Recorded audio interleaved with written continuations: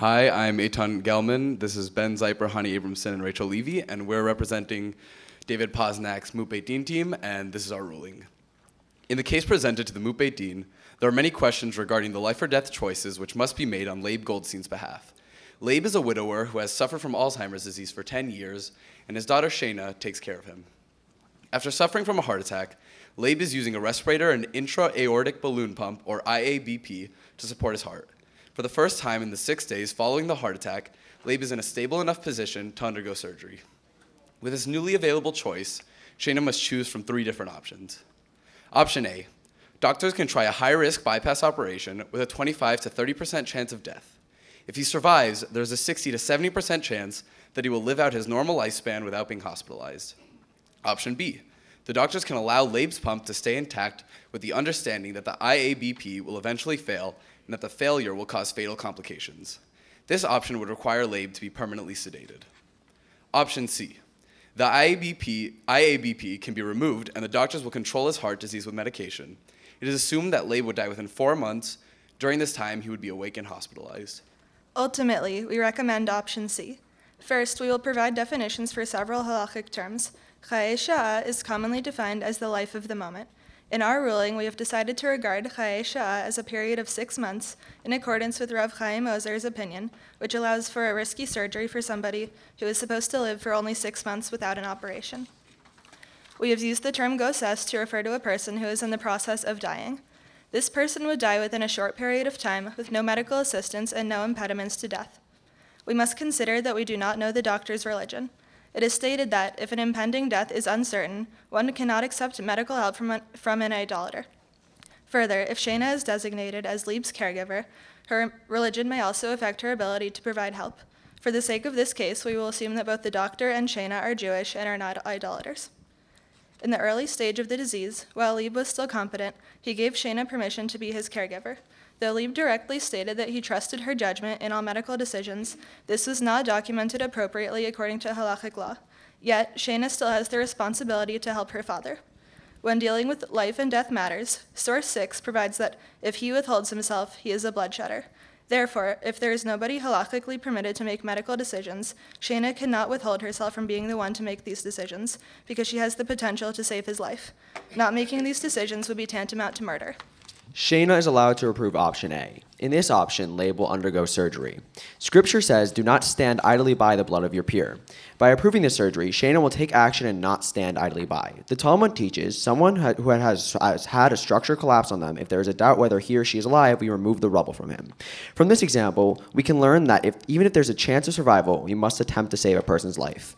With a 70 to 75% chance that Leib will survive the operation, which is the only option that would let him live past his Chayei Sha'ah, Shayna should attempt to save his life by approving the operation.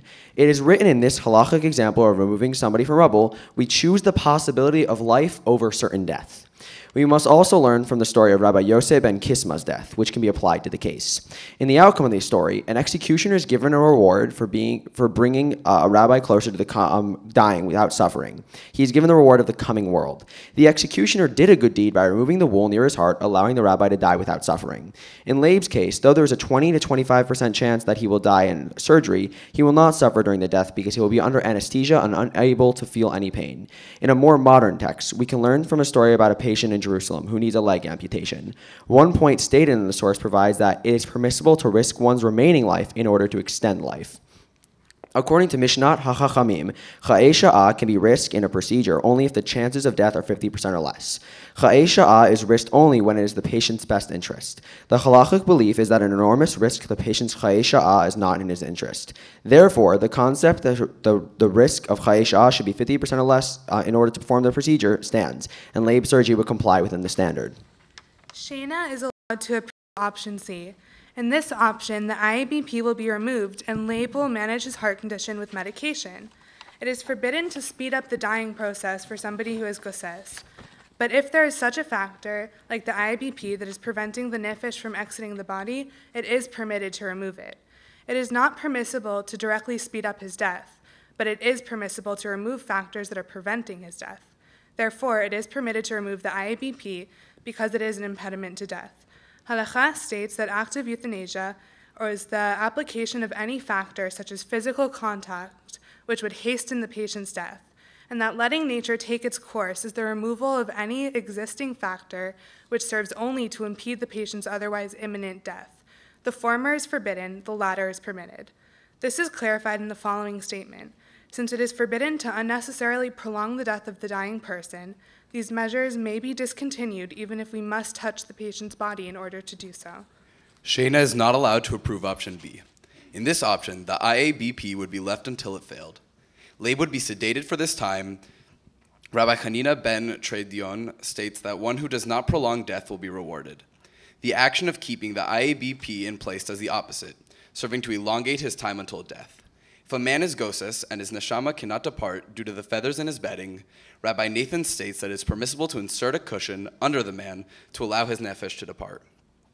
In Leib's case, the IABP acts as a feathered bed by not allowing his nefesh to depart from his sickly body. If a said external factor does not provide an independent life to the goses, it is permissible to remove that external factor. To clarify this statement, where the patient has no independent life force, it is permissible to remove any barrier to the soul's departure. Leib's heart cannot function properly without the pump or medication, and it is therefore not an independent life force. In concordance with Tzitz Eliezer, we can conclude that keeping the IABP as is, would go against halachic precedent. In the CCA's response on the treatment of the terminally ill, we learned that a doctor must stop the unnecessary prolongation of death, even if it means that she must touch the patient's body through surgery or other medical treatment. Shayna is not required to pick one specific option out of A and C. The only action that Shayna must take is to take action at all. By Jewish law, she cannot stand idly by while her father suffers. In all laws and statements which make options A and C allowable, the relevant actions are made permissible but not compulsory. She should consider what her father would want if he were fully competent.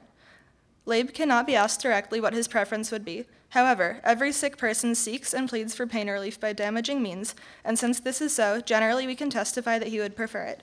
If Leib undergoes the surgery, it is likely that he will experience post-operative pain. By removing the IABP and using medication to manage the heart condition, Leib will not experience severe pain. Though it is more likely than not that he will die within 30 days, with this option, he will not experience the pain that would be caused by surgery. Therefore, even though both options A and C are permissible, we advise Shayna to choose option C, which would prevent further pain for Leib. Thank you. 21 seconds. Okay. Got anything? Huh? Okay.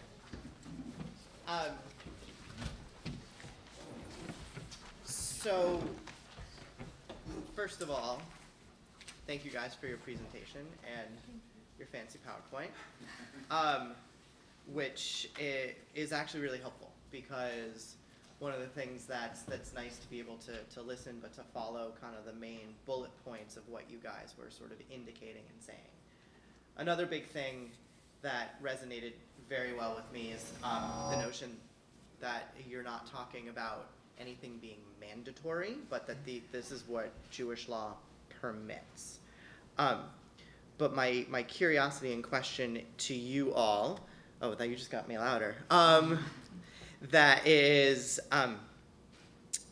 how and why do you recommend C versus A, based on your knowledge?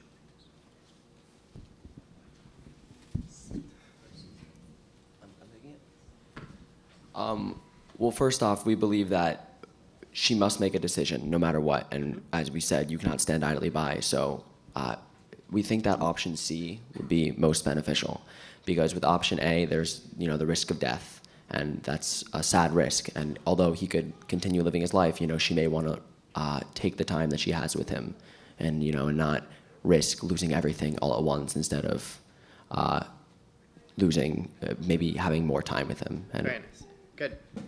There's also the issue that if Leib undergoes surgery, he'll probably go through post-op pain, and there's the question if she wants to put Leib through that kind of physical stress when he's already undergoing so much mental pain.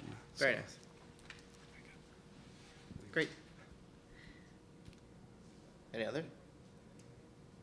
Well, one of the things that I think that's unique and important, you mentioned that the concept of the Chayei Sha'ah, the 6 months. And I put that in quotes because when I worked with hospice, the way I would always sort of explain to people is it's not necessarily that you're guaranteed that within 6 months you're going to die. It's just that doctors wouldn't be surprised if you did. If you last longer than 6 months, my medical director would say, look, I'm surprised you lasted longer than 6 months. And so that, I think, is a very key and important component that kind of is brought into it and into weighing really not necessarily what Shayna wants, but what's truly best for Leib. Because that's also one of the challenges that we deal with when we're dealing with someone who's non-communicative. We want what we want for our parent, grandparent, sibling, whatever, but we really need to sort of internalize and bring in what the other pieces behind. I just have one other question. You mentioned in the beginning that we're assuming the physician is Jewish. How would things change if it weren't? Actually, sorry. I mean, there are plenty of physicians who are not Jewish. Yeah, that's very true. And for the sake of our project, we assumed that the physician was Jewish, but we don't believe anything would change if the physician was not Jewish, because one of the sources states that you must always choose life over certain death. And actually, the source that talks about the idolater goes on to say, even if the person is an idolater and if there's no other option, you must allow them to perform and operate on you. Because if you don't do anything, you're standing idly by and you're letting them die no matter what. Just to avoid any possible complications, we wanted to clarify that in our case, he would be not an idolater. Because complications could arise, but we didn't have access to the sources that could have maybe clarified that further, so we just wanted to include that just for the sake of our case. Great. Well, we have no further questions, and we want to thank you guys for your presentation, your fancy PowerPoint. Thank you very much. Thank you for your time.